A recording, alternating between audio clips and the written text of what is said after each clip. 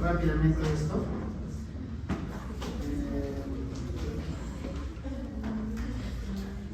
Entonces, ¿qué son los errores innatos del metabolismo? Son alteraciones bioquímicas, metabólicas, y como les decía, en el laboratorio debe ser la alteración de un solo gen, y este gen va a expresar una enzima, que es una proteína, un cofactor o un transportador, ¿no? Esto es importante. No solamente los errores innatos del metabolismo están o se presentan por una actividad enzimática disminuida, sino también puede ser por una actividad disminuida del cofactor o una alteración en el funcionamiento del transportador. Los autores, sus tres autores, Garrod, Beadle y Tatum, Garrod introduce el concepto de individualidad bioquímica, ¿no? Esto más o menos a inicios del siglo XIX, del siglo XX, donde lo que indica es que cada persona tiene una individualidad única desde el punto de vista bioquímico. Y estos autores proponen que los procesos metabólicos son en varios pasos. Hemos visto en la clase pasada estos varios pasos, por ejemplo, en la lactosemia, en la mucopolisacaridosis, ¿okay? Y esto es lo que justamente les decía, ¿no? Tenemos una molécula. Estas moléculas pueden ser desde moléculas simples, como los azúcares o los aminoácidos, hasta moléculas complejas, como los mucopolisacáridos o los glicosaminoglucanos, ¿no? Entonces, estas son las moléculas, y esa molécula se denomina como metabolitos o sustratos, ¿ya? Entonces, acá notamos metabolitos o sustratos. Entonces, acá vamos a tener una enzima, ¿sí? Que una enzima es una proteína, y va a hacer que esta molécula se convierta en B, esta en C, a través de esta enzima, esta C a través de esta enzima I en Y, etc., ¿no? Y estos pasos metabólicos es variable según la molécula que estamos estudiando, si es un azúcar, si es una proteína, si es un lípido, eso es variable, ¿no? Y la secuencia y la cantidad de pasos es también diferente. Eso lo van a ver en el curso de bioquímica, seguramente con bastante detalle, ¿ok? Va a haber bastante información, así que porque son diferentes pasos metabólicos que tienen que estudiar, ¿no? Y espero que se acuerden de nosotros, de esta clase, cuando hagan todo el curso de bioquímica, ¿ya? Todo el curso de bioquímica. Y acá tenemos la actividad enzimática de esta enzima I, en este ejemplo, está disminuida, ¿no? Hay una disminución en la actividad enzimática, y cascada abajo, o río abajo, van a disminuir los metabolitos, y cascada arriba van a aumentar en cantidad de los metabolitos.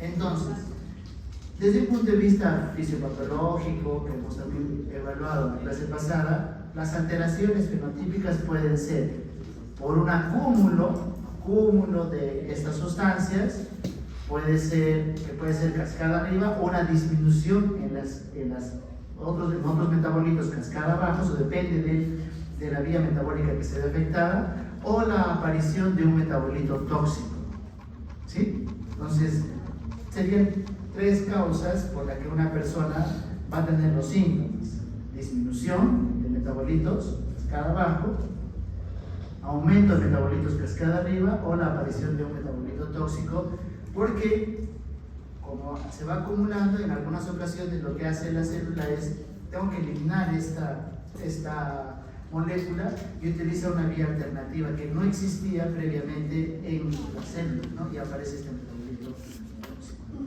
Entonces, substrato o metabolito se convierte en un producto o en otro metabolito, ¿no? Tenemos entonces la enzima que actúa junto con un cofactor. Esta enzima cofactor está determinado por la parte genética, por eso son enfermedades genéticas, ¿no? En algunas ocasiones entonces utilizan unas vías metabólicas alternas, y que van a ser las causantes del fenotipo. Y algunos sustratos van a pasar de un medio a otro medio, que puede ser extracelular e intracelular, que puede ser de intracelular hacia intralisosomal, o sea, dentro del lisosoma, o dentro del peroxisoma, o dentro de las mitocondrias, ¿sí? Ya ustedes han visto seguramente el curso de biología celular, donde tenemos estas membranas que van a estar ubicadas en diferentes lugares, ¿no? Repito, puede ser desde el medio extra intracelular, hacia el lisosoma, hacia el peroxisoma, etc. Y esto es gracias a una serie de moléculas que son transportadores o receptores, ¿no?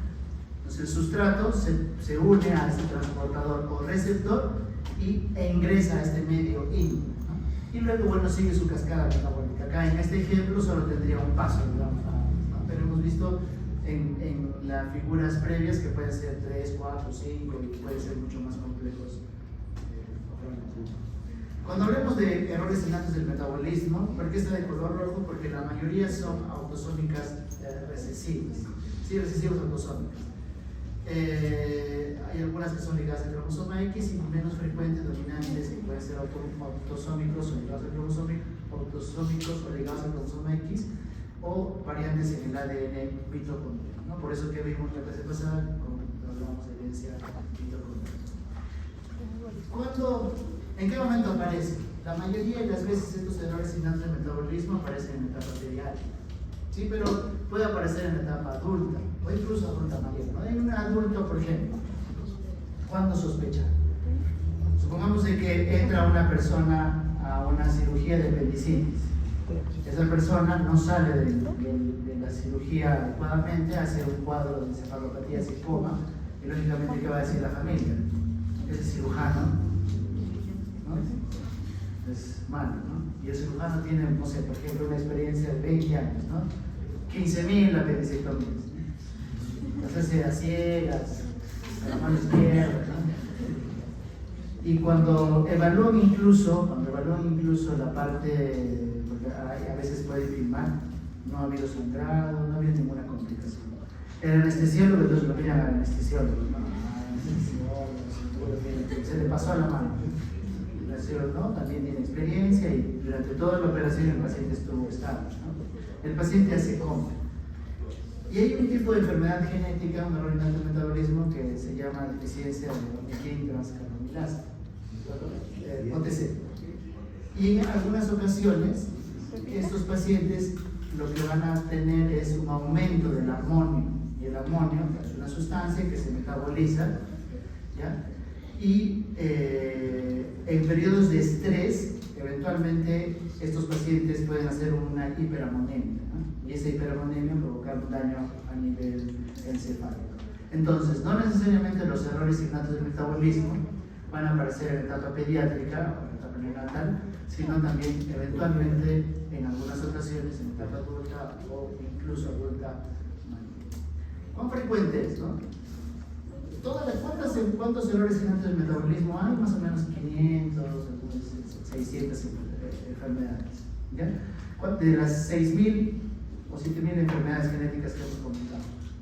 Y la frecuencia es de, algunos dicen que es un poco más, menos, pero bueno, ahí tenemos 500, por cada 500 u 800 recién nacidos vivos, uno de ellos podría tener algún error innato del metabolismo, y tendríamos en Perú naciendo entre 800, 900 y 1.400 recién nacidos con algún error innato del metabolismo.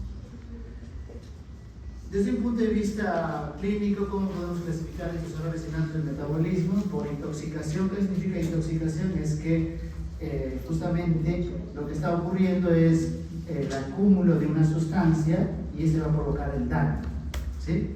Como hemos visto en la clase de laboratorio. Puede ser porque le falta energía, como las enfermedades mitocondriales, o puede ser por el acúmulo de sustancias en los lisosomas o peroxisomas, ¿no? Y hemos visto en la clase pasada, en el laboratorio, por eso lo hemos hecho en el laboratorio, ¿no? En las mucopolisacáridas, ¿no? Entonces, acá tenemos los de tipo de intoxicación, se producen por el acúmulo de un sustrato tóxico, como por ejemplo las aminoacidopatías, las acidosis orgánicas, defectos en el metabolismo de carbohidratos.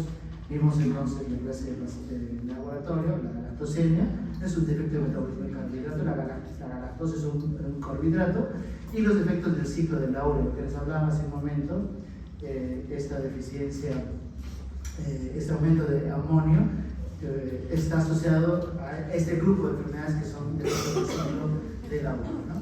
Y deficiencia energética, es decir, que lo que va a ocurrir que es falta de producción de ATP, ¿sí? De energía.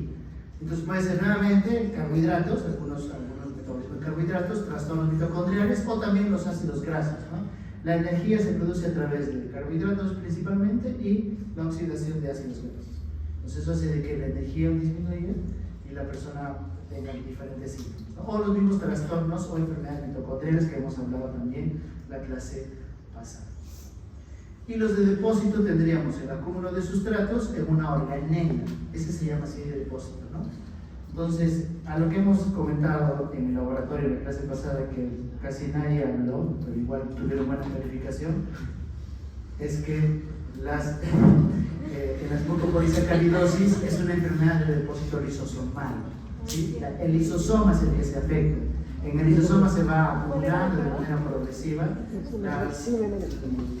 en este caso los glicosaminoglicanos. También enfermedades peroxisomales, ¿no? Como la adrenoleucodistrofia. Si ustedes hacen suma a cada una de estas características, van a tener una lista o cada uno de estos recuadros, perdón, van a tener una lista de características clínicas, ¿no? Pero lo importante, ¿cómo se manifiesta? La respuesta es heterogeneidad clínica, o sea, hay una gran variedad de síntomas y signos. Va a depender si es que es porque hay un compromiso energético, acumulación de organela, de sustancias en las organelas, etc., ¿no? Entonces, por ejemplo, en las enfermedades de depósito lisosomal lo que se puede ver es que la enfermedad es progresiva, es decir, recién nacido uno lo examina y no tiene absolutamente nada, ¿ya? Pero en el tiempo se va observando un crecimiento del hígado y el vaso, que es la hepatomegalia y la esplenomegalia. Pueden hacer cuadros de neuroregresión, eso ya también hemos hablado en el laboratorio qué cosa es neuroregresión. Facies tosca, es decir, que pierde las características finas de la facies. Puede haber contracturas articulares, como por ejemplo que en las manos no puedan extender el paciente adecuadamente de manera progresiva, o problemas de conducción nerviosa como la neuropatía periférica, ¿no? En las aminosidopatías usualmente se observa en el periodo neonatal. Si son aminoácidos, los aminoácidos son parte de las proteínas, ¿no es cierto? Y esas proteínas entonces van a aparecer o están presentes en la leche, ¿sí? Entonces estos pacientes desarrollan el cuadro clínico apenas a ese recién nacido se le expone a la leche, o sea, cuando empieza a succionar o a alimentarse, van a aparecer los síntomas, ¿no? ¿Y qué síntomas? Van a disminuir su estado del sensorio, o sea, van a hacer encefalopatía, o sea, van a estar más dormidos de lo usual, incluso pueden llegar a coma, y si no se trata adecuadamente, discapacidad intelectual. Y en las enfermedades peroxisomales, que son enfermedades también de depósito, facies dismórfica en algunos casos, compromiso neurológico, o sea, a nivel intelectual, y en algunas ocasiones compromiso de las glándulas adrenales. En conclusión, ¿cuáles son las manifestaciones clínicas? Es variable. Ustedes han visto en la clase pasada, igual en el laboratorio, las características clínicas de la galactosemia, de la mucopolisacaridosis y de la enfermedad mitocondrial es completamente diferente. ¿Cómo llego al diagnóstico? Si tengo la idea de que podría ser un error innato en metabolismo, lo que tendría que hacer es medir la actividad de la enzima, que es esto, el análisis enzimático, ¿no? O la otra opción, ¿cuál sería? Medir los metabolitos. Si en esa cascada decir, ya voy a medir metabolito A, B, C, dependiendo de donde yo estoy planteando el diagnóstico, ¿no? O lo otro, ¿qué sería? Irme de frente al estudio genético, ¿sí? Entonces, las pruebas diagnósticas pueden ser de manera directa o indirecta, o incluso irme al estudio genético para evaluar ese cambio. O en algunas ocasiones puede ser la combinación de los dos, ¿ya? La combinación de los dos. Entonces, de esa manera nosotros podemos llegar al diagnóstico. Acá, esta diapositiva solamente es informativa para que se acuerden en algún momento cómo se hace el diagnóstico de los diferentes grupos, ¿no? Los aminoácidos, ácidos orgánicos, etc. Existen diferentes tecnologías. Lamentablemente en nuestro país estas tecnologías aún no están implementadas. ¿Por qué es importante los errores innatos del metabolismo? Porque estas enfermedades son tratables, ¿sí? Por eso es importante que lo tengan presente. ¿Y por qué nosotros hablamos estos errores innatos, mejor dicho, esta clase de errores innatos del metabolismo, genética y biología tan precozmente, digamos, desde un punto de vista de formación? Porque, repito, son enfermedades tratables y en nuestro país estamos demasiado atrasados en la implementación de esta tecnología, ¿sí? De esto estoy hablando hace más de 15 años, ¿no? Y todavía no tenemos implementación en esta parte, ¿no? Porque acá ven con ustedes, les muestro, son enfermedades tratables. Incluso hay páginas web donde uno puede entrar y decir, ya, yo sospecho de esta enfermedad, y te ayudan a hacer el diagnóstico genético, el diagnóstico enzimático, ¿no? Incluso tenemos aplicaciones.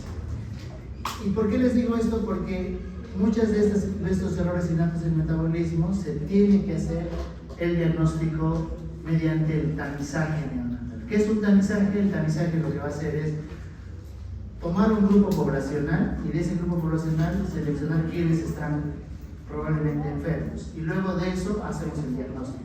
Son 2 pasos. Eso es el tamizaje. Y cuando hablamos de tamizaje neonatal, no significa que yo voy a seleccionar qué grupo estaría probablemente con riesgo, sino el concepto del tamizaje neonatal es que a todos los recién nacidos deberían realizarse estos estudios, ¿no? Y usualmente la tecnología que se utiliza para el tamizaje es la espectrometría de masas en tamo. En Estados Unidos lo que nos dicen es que por lo menos deberían tamizarse a 36 enfermedades primarias y les dan la opción a los diferentes estados a si quieren ampliar a 25 más, ¿sí? En Italia son 45 enfermedades metabólicas, ¿sí? De hecho, Italia es uno de los mejores países con relación al número de enfermedades tamizadas. Nuevamente, ¿para qué es importante esto? Para hacer el diagnóstico en la etapa neonatal. ¿Y para qué más? Porque hay o existe tratamientos. Acá una serie de recomendaciones y acá la lista de enfermedades de errores innatos del metabolismo, que de estas 25 que hemos hecho y de estas 36, perdón, y las 45, ¿no? No solamente están errores innatos del metabolismo, sino incluso enfermedades que no son errores innatos, pero son tratables. O sea, la idea de, nuevamente, el tamizaje es que sea una enfermedad tratable. ¿Ok? Entonces, vamos a ver algunos ejemplos de errores innatos del metabolismo y algunos pasos. Algunos ya hemos visto en el laboratorio.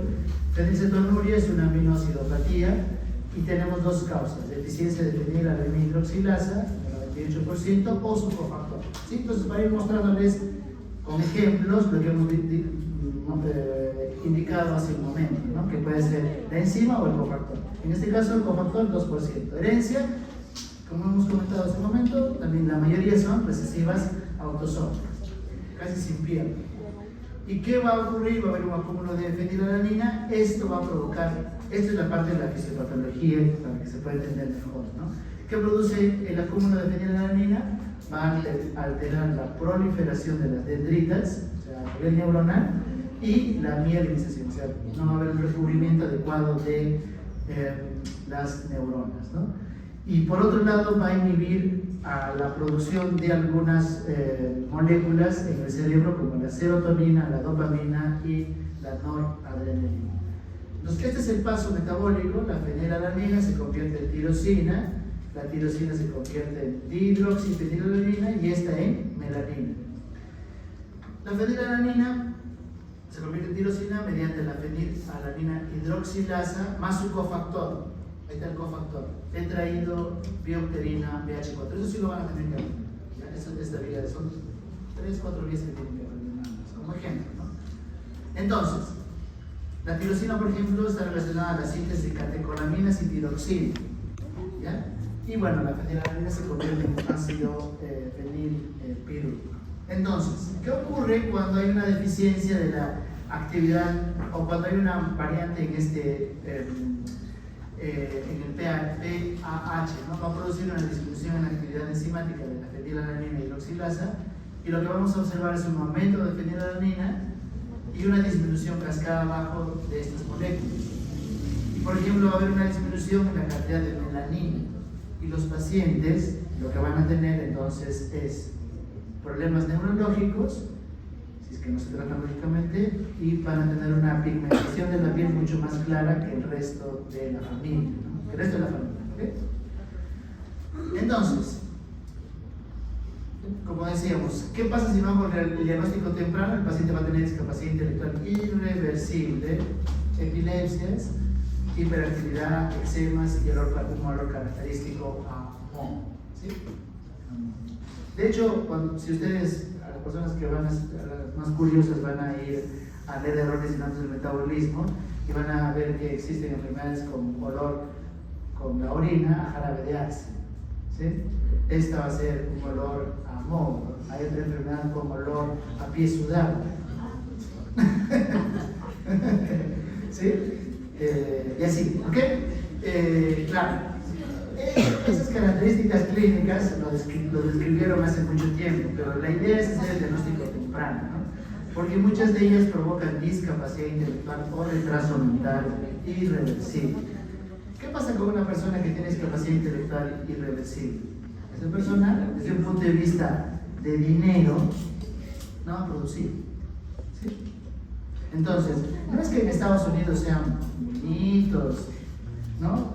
Que creen de que todos deberían tener acceso a esto, o en Europa, sino es money, dinero. Y eso quiero que entiendan ustedes, es dinero, ¿sí? Personas que no recuperamos la salud es dinero, mírenlo en dinero, ¿sí? Dinero, para esa familia. Claro, si quieres tu consultorio, para ti también, ¿no? Lógicamente, porque va a regresar, te va a recomendar y vas a tener buena cantidad de pacientes, ¿sí? Dinero, no es solamente, ya, miren, sí, pues tiene retraso, ¿qué se puede hacer? Nada, ¿no? Nuevamente, ¿por qué les digo esto? Porque estoy hablando de esto hace más de 15 años y las autoridades, en algún momento podrían ustedes ser incluso autoridades, ¿no? El doctor ahora va a seguir hablando de esta familia, y va a decir, la espectrometría de más de 60 años no se hace, no hay forma, pues. ¿Sí? Y si no saben, van, leen y estudian, ¿sí? No asuman cosas, ya no asuman nada, por favor. Vean desde un punto de vista económico, ¿ya? Y esto ya lo han estudiado, o sea, es costo efectivo, es mucho más importante hacer el diagnóstico antes que cuando el paciente tiene ya un compromiso, ¿no? Porque lógicamente tener una persona con discapacidad intelectual en el núcleo familiar y que esto hubiera sido recuperable, esa familia perdió dinero, porque generalmente ¿quién se dedica a esa persona? Las mamás, ¿sí? Incluso a veces las familias se rompen, ¿no? Y nosotros vemos muchas familias que al inicio están juntas y luego por el cuadro, por la enfermedad del paciente, se separan. Y eso hace que lógicamente la economía se diluya, ¿no? El tratamiento, yo acá solamente les voy a mostrar cosas simples, no les vamos a mostrar cuál es el tratamiento, cómo se tiene que dar, ¿no? Si es que existe un aumento de fenilalanina, ¿qué yo tendría que hacer? Restringir desde el punto de vista nutricional, porque la fenilalanina es un aminoácido, entonces tengo que restringir la fenilalanina. ¿Cómo se hace eso? Con fórmulas especiales. Son fórmulas lácteas donde va a haber una menor cantidad de este aminoácido en su contenido. ¿Para qué? Para que ese niño no tenga aumento de fenilalanina en su cuerpo y por lo tanto no va a ser discapacidad intelectual, ¿no? Esto de los valores tampoco lo aprenden, así que tachan porque no se estresen, no se estresen. ¿Ya? Fórmulas especiales. Estos son ejemplos. PGR es ejemplos. Es una marca, ¿no? Pero no debe poner marca. Otra enfermedad. Esta, por ejemplo, el albinismo oculocutáneo tipo 1A, porque hay diferentes tipos de albinismo. Si ustedes entran a NOMIEM, ya saben, ya les hemos enseñado. El NOMIEM es una página donde hay diferentes, de todas las enfermedades, hay diferentes tipos de albinismo, ¿no? Este albinismo oculocutáneo tipo 1A es también recesiva autosómica. El pelo, ¿por qué se llama albinismo? Porque hay pelo blanquecino, piel pálida, ojos y gris y los ojos gris azulados, ¿no? Hay una pigmentación baja del iris y de la retina, y esto hace de que el paciente tenga nistagmo, es decir, hay una pendulación del ojo, un movimiento involuntario de un lado a otro, eso sería el nistagmo, ¿no? Y además de eso, por la ausencia de pigmentación, el paciente no puede mirar la luz, o sea, hay una, se llama fotofobia, y por eso está frunciendo el ceño constantemente, no es que esté renegando, ¿no? Y predisposición lógicamente a quemaduras oculares y cáncer de piel. ¿Por qué les mostramos esta enfermedad? Porque está en la misma vía metabólica y lamentablemente a la fecha no se tiene un tratamiento de cutáneo, a diferencia de esto, ¿no? Y de hecho ustedes si entran a esa lista de enfermedades que se deben tamizar, no está la misma. ¿Por qué no está tratando? No podemos hacer, digamos, algo para esta persona. A diferencia, dices que el efecto estaría en esta fenilalapididoxina. Entonces, en este albinismo oculocutáneo tipo 1A, el defecto es en esta tirosinasa. Tampoco les dije, pero para que tengan presente, y ya, bueno, cuando estén en bioquímica seguro van a estar traumas, ¿no? Ustedes cuando vean ASA significa es una enzima. ASA es una enzima. Hidroxilasa, tirosinasa es una enzima, ¿no? La tirosinasa está disminuida y por lo tanto, ¿qué va a pasar? Va a disminuir la cantidad de melanina y por eso el paciente hace esta hipopigmentación mucho más marcada que en la fenilcetonúrica. ¿Ok? Entonces tenemos este paciente con albinismo oculocutáneo tipo 1A. Galactosemia, esto ya lo hemos visto en la clase pasada, ¿no? Solo para recordar rápidamente, galactosa se va a formar galactosa 1-fosfato y es el glucosa 1-fosfato, ¿no? Entonces tenemos principalmente tres enzimas, la galactoquinasa, la galactosa 1-fosfato uridinotransferasa, y la UDP galactosa 4-epimerasa, ¿no? ¿Se dan cuenta? ASA, ¿no? ¿Listo? Entonces, ¿qué ocurre? En la mayoría de los casos, el problema está en la cal, ¿sí? Entonces, si la galactosa 1-fosfato no se va a convertir en glucosa 1-fosfato, cascada abajo, es un trastorno autosómico recesivo, hay más de 130 variantes descritas. Este gen está ubicado en el cromosoma número 9. Y desde el punto de vista fisiopatológico, la galactosa la célula quiere eliminarla y utiliza esta vía metabólica alterna, que es la aldosa, utilizando esta enzima aldosa reductasa, y va a formar el galactitol. Y este galactitol es el que daña al cristalino, que es este lente intraocular que tenemos y que va a provocar cataratas, va a provocar daño en el tejido nervioso, es decir, discapacidad intelectual, retraso del desarrollo psicomotor, daño en el hígado y los riñones, ¿no? Entonces, acá vemos daño cerebral, cataratas, ictericia. La ictericia es, digamos, consecuencia del daño a nivel hepático, y ese daño a nivel hepático va a hacer que el hígado crezca, también puede haber daño a nivel renal, y en el tiempo pueden hacer cirrosis, o sea que el hígado deja de funcionar, y pueden aparecer vómitos y diarrea, ¿no? El tratamiento, ¿qué sería? Restringo galactosa, ¿sí? Otra enfermedad que se puede tratar. Diagnóstico oportuno es esencial. Ahora vamos a ir al grupo de, ya terminamos azúcares, hemos visto aminoácidos y vamos a ver como ejemplo una enfermedad de trastornos del metabolismo de lípidos, ¿ya? ¿Por qué la hipercolesterolemia familiar? Porque es una enfermedad relativamente frecuente, 1 en 500. Es de tipo dominante autosómico, es diferente la herencia. Hemos dicho, la mayoría son recesivas, este es dominante. ¿Y qué se va a ver? Como dice su nombre, hipercolesterol. O sea, el colesterol elevado. ¿Sí? ¿Y qué va a pasar con estas personas? Los que tienen el colesterol elevado tienen riesgo de hacer lesiones en los vasos coronarios y van a estar asociados a infarto de miocardio. ¿Sí? También pueden tener santomas, vamos a ver imágenes de qué son los santomas, y son tres causas principales, ¿no? Que van a hacer que el colesterol, sobre todo hay diferentes tipos de colesterol, HDL, LDL, etc. Y el que va a estar aumentado es el LDL, ¿no? Donde van a haber variantes relacionadas al receptor de lipoproteínas, a la apolipoproteína B y a una molécula que se llama PCSK. Entonces, en resumen, esto es lo que tendríamos. Pues miren acá, esto es lo normal, ¿sí? Entonces tenemos el LDL que está en el medio extracelular, se une a este receptor ¿no? del colesterol, y luego junto con otras moléculas la integran a la célula, meten a la célula y bueno, termina, digamos, su finalidad de este LDL dentro de la célula, ¿no?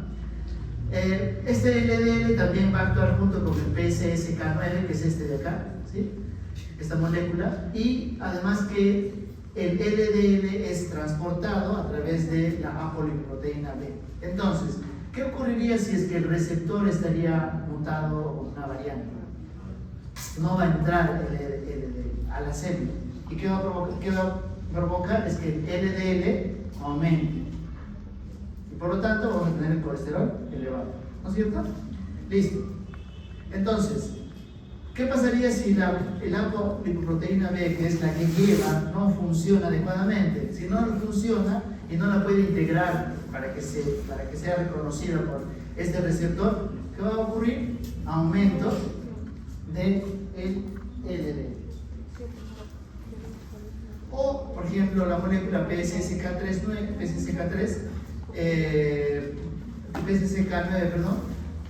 que actúa junto con el receptor. Si no funciona, entonces el LDL va a aumentar a nivel extra. Entonces, esta es una imagen para que vean lo que les espera en bioquímica. ¿Ya? Les espera en bioquímica, los diferentes pasos, cuáles son las diferentes vías. Esta imagen me sirve para lo siguiente, principalmente para mostrarles que el acúmulo de LDL, ¿por qué produce coronariopatías?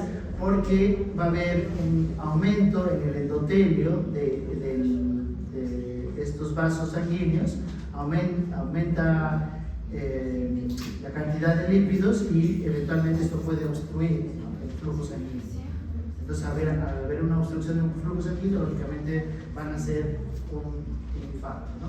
Ya hemos hablado sobre las diferentes moléculas y en color azul estarían nuevamente. ¿Por qué hacemos el diagnóstico? Porque podríamos tener tratamiento, ¿no?, en diferentes puntos, ¿no?, de esta vía de LDL. Estos son los síntomas que les hemos comentado. ¿Ya? No, en la rodilla.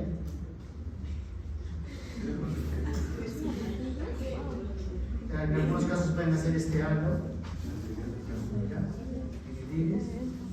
Y acá también más síntomas, ¿no? Cuando ustedes hagan semiología, les van a decir: examine a los pacientes, examine, no se sienten y pregunten y digan ya de frente examine. Miren, solo mirando al paciente, a ver, ¿tiene alguna lesión? O mejor, a ver, vamos a examinar, ¿no? Si uno sospecha, buscar esos síntomas, por ejemplo, en esta región de aquí. Bien, entonces, ahora vamos a hablar sobre moléculas que son más grandes, ¿sí? Ya hemos hablado de lipid, que es una molécula grande, que vamos a hablar sobre el glucógeno, ¿ya? Y tenemos dos tipos de glucógeno, el hepático y el muscular. El glucógeno hepático lo que va a hacer es lo siguiente: va a mantener la glucosa en niveles normales. ¿Pero en qué periodos? Sobre todo en periodos de ayuno. Y una persona generalmente, ¿en qué momento está en ayuno?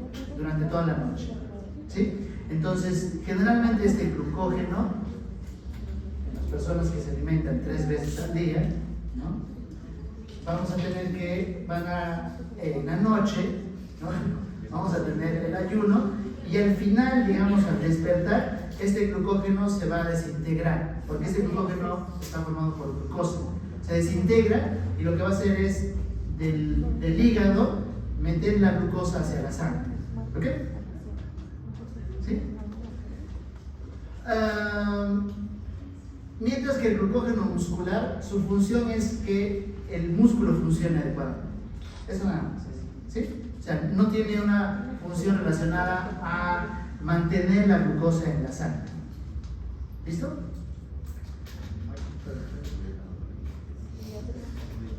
Entonces, vamos a tener, esta es otra vía metabólica también, para mostrarles que es lo complejo que son los errores innatos del metabolismo, pero esta sí tampoco les voy a decir que lo aprendan, porque acá tenemos el glucógeno, ¿no?, y acá abajo la glucosa, ¿sí?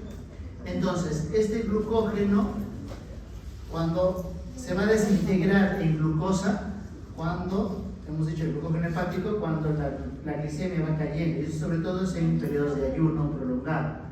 Se desintegra mediante ¿qué? Diferentes enzimas. Acá tenemos diferentes enzimas.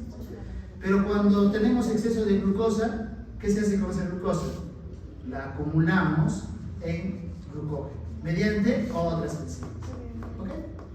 Y esto es un círculo que va yendo, ¿no? Entonces, ahora si necesito glucosa para formar energía, bueno, luego se va hacia la sangre y esto está relacionado a la formación de energía. Entonces, las enfermedades de depósito del glucógeno, la mayoría son recesivas autosómicas, pero hay una que es la tipo 9, que es ligada al cromosoma X, ¿no? Y tenemos dos tipos de alteraciones del depósito del glucógeno. Las que están principalmente, las enzimas fallan en el hígado o a nivel muscular. Entonces, si es en el hígado, ¿qué va a ocurrir? Estos pacientes van a tener hipoglicemias, ¿sí? Porque no van a poder sacar ese glucógeno cuando le hace falta. Nos disminuye la glucosa de tal punto de que no puede ser reemplazado porque las enzimas estas que están en el lado derecho que habíamos mostrado hace un momento no tienen una actividad enzimática disminuida, ¿no? Y esto, la gravedad de los síntomas varía según la función que desempeña esta enzima. Y la muscular, principalmente el problema es el glucógeno, lo que va a hacer es darle esta glucosa que necesita para que se contraiga, ¿no? Pero no está relacionado entonces al mantenimiento de la glucosa a nivel de la sangre. Y lo que vamos a ver son pacientes que van a tener debilidad muscular o miopatía. Y son pacientes que van a tener una disminución en la fuerza muscular y en algunos casos puede ser de manera progresiva. Entonces, de todo este gran grupo, que son varios, vamos a ver solamente ver la enfermedad del depósito de glucógeno tipo 1, la recesiva autosómica. Hay dos tipos, dos enzimas, ¿no? Esta glucosa 6-fosfatasa, que es la más frecuente, afecta el hígado y el riñón. Hipoglicemia en ayuno, ¿sí? Hipoglicemia en ayuno, es decir, antes que desayune ya tiene hipoglicemia, ¿no? Talla baja por esta hipoglicemia y va a haber aumento del ácido láctico, de los lípidos y del ácido úrico. ¿El tratamiento cuál es? Se le va a dar glucógeno durante la noche, ¿sí? Entonces lo que hacen las mamás es despertarlos cada 2-3 horas y darle el glucógeno. O a veces se le pone una sonda nasogástrica durante la noche y se le infunde de manera constante, ¿no? Eso puede ser dos tratamientos, ¿sí? ¿Para qué? Para que no haga hipoglicemia. Porque si hace hipoglicemia, hacen daño a nivel del riñón, de los hígados, del hígado, etc., ¿no? Entonces, hace un momento les decía, ¿no? Formación de glucógeno, y este glucógeno forma glucosa. Entonces, al proceso de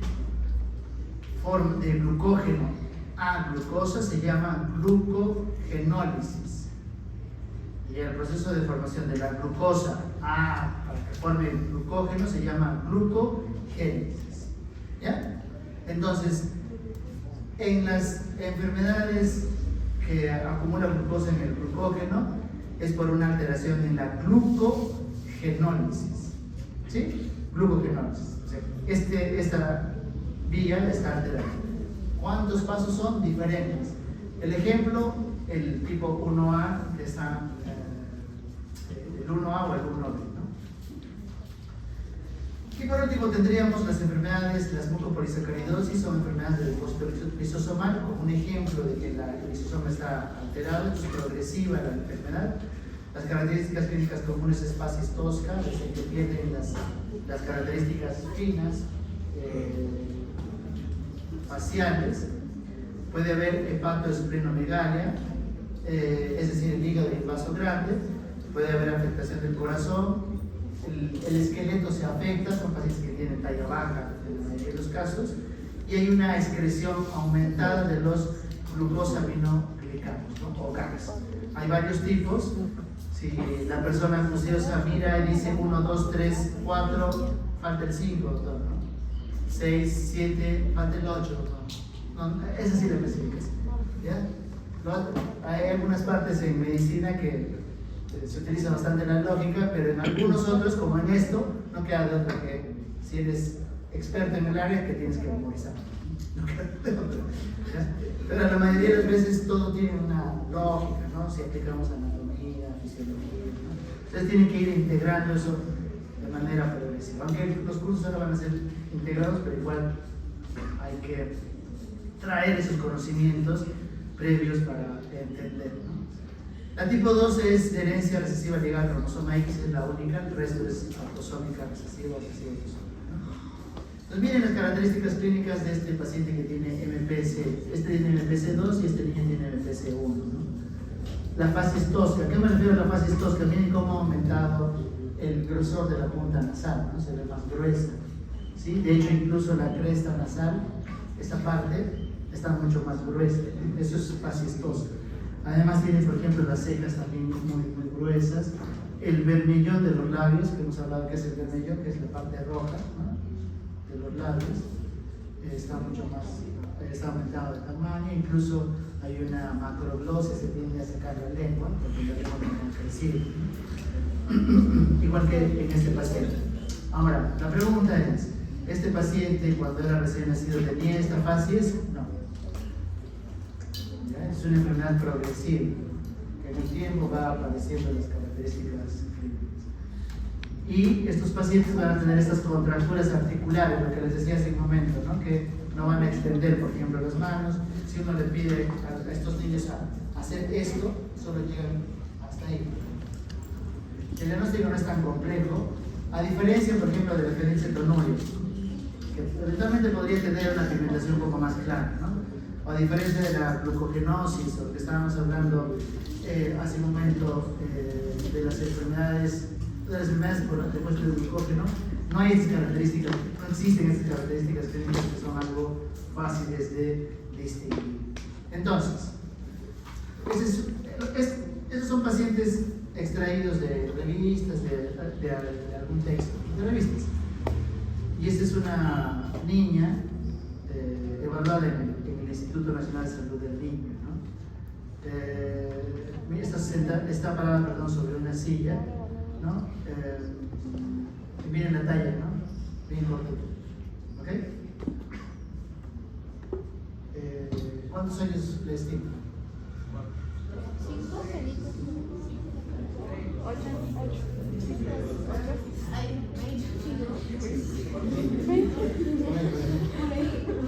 15. A nivel intelectual esta niña no tenía ningún compromiso. ¿Sí? Como cualquiera de ellos. A nivel intelectual ningún compromiso. Y miren la facies tosca, las articulaciones con contracturas articulares, lo que les decía, el vermellón de los labios gruesos, incluso de forma, pues, todo el paladar, ¿no? Hay una alteración de sus dientes, ¿no? Y lamentablemente esta niña falleció a los 22, señorita a los 22 años, ¿no? Sin tratamiento. Y existe tratamiento desde el 2006 en el mundo. Por eso, lo importante que ese sea el diagnóstico, y no solamente eso, sino que se pueda dar estas terapias. En esto vamos a tener una clase especial sobre lo que es terapia genética. Vamos a ver esta imagen también otra vez. Entonces tenemos el defecto genético, vamos a tener una proteína defectuosa. ¿Cuál sería la proteína defectuosa? La enzima. Esta proteína va a provocar una acumulación de un sustrato y esto a su vez va a hacer que una serie de cascadas patogénicas complejas existen, ¿no? Que muchas veces todavía no se han terminado de estudiar. Esto provoca disfunción y muerte celular y esto a su vez vamos a ver la sintomatología, ¿no? Que estamos observando hace un momento, desde la catarata, la galactosemia, etc. Entonces el manejo clínico puede ser variable, ¿sí? Entonces, desde la terapia génica, ¿no? En enfermedades genéticas en general, ¿no? Si es que la proteína, la enzima está defectuosa, eventualmente yo podría entregarle la enzima, ¿no? En la fenilcetonuria también hay tratamientos de reemplazo enzimático, por si acaso. Si no solamente la restricción, sino yo le puedo dar la enzima que le hace falta. Puedo utilizar lo que son chaperonas. ¿Han leído ustedes chaperonas? Muy bien. Entonces, esas chaperonas lo que hacen es toman a las enzimas y las estabilizan y luego estas tienen una función más adecuada, ¿no? Hay tratamientos de utilización de chaperonas en errores de metabolismo o terapias de sustitución de sustrato. ¿Qué significa eso? Si yo tengo un sustrato elevado, lo que hago, utilizo una sustancia para que ese sustrato disminuya en cantidad, ¿no? Para que la cascada de abajo no funcione. Bueno, hay terapias de investigación y lo que es el manejo síntoma. Muy bien, chicos.